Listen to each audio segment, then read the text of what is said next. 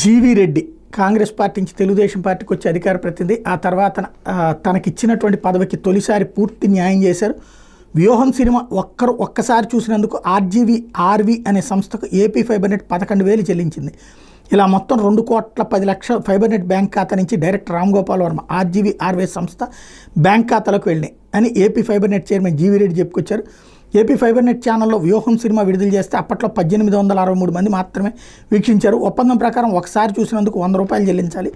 ఆ లెక్కన ఆర్జీవీ సంస్థకు 2 లక్షలకు మించి చెల్లించకూడదు.